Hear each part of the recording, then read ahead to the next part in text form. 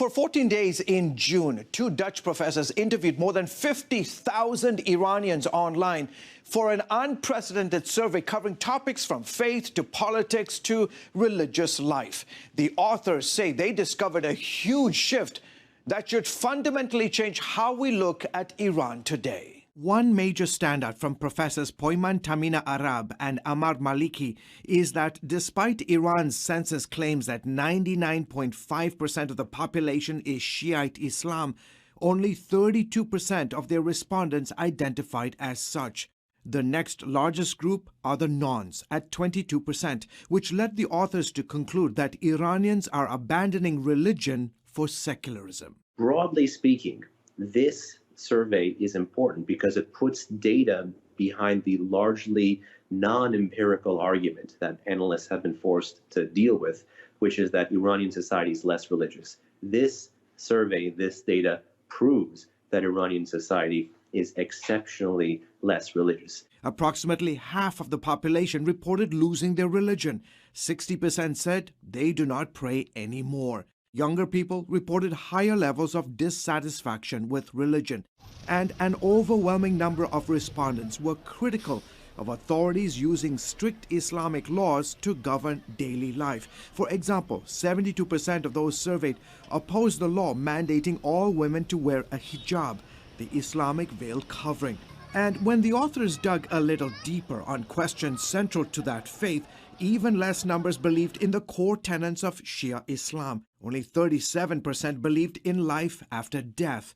30% believed in heaven and hell.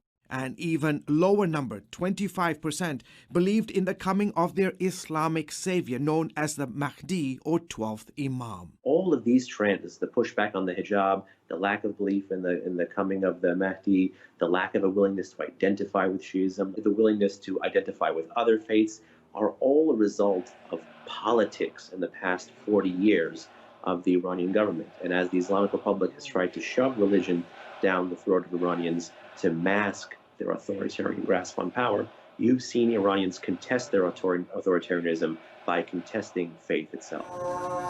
The survey also revealed that as Islam diminishes, Christianity is growing.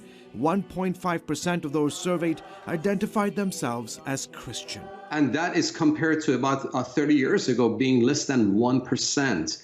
That less than 1%, everybody thought it was less than 0.5%. Mike Ansari of Mohabbat TV, a ministry that broadcasts the gospel into Iran, tells CBN News the survey is significant because it lends credence to what mission groups have been saying for years. This data is important because it's indicative of the fact that in the country of Iran, in the midst of persecution and Islamic rule, Iranians are turning their back to their faith, to their institutional faith, and receiving Christianity as a new faith. Iran is one of the most dangerous places for Christians and other minority faith groups. Non-Muslims are often arrested or severely tortured for sharing or practicing their faith. Yet, in a sign of changing times, the survey found that 41% of respondents believed all religions should have the right to public proselytizing, and around 54% said it was a good idea for their children to learn about other faiths in school.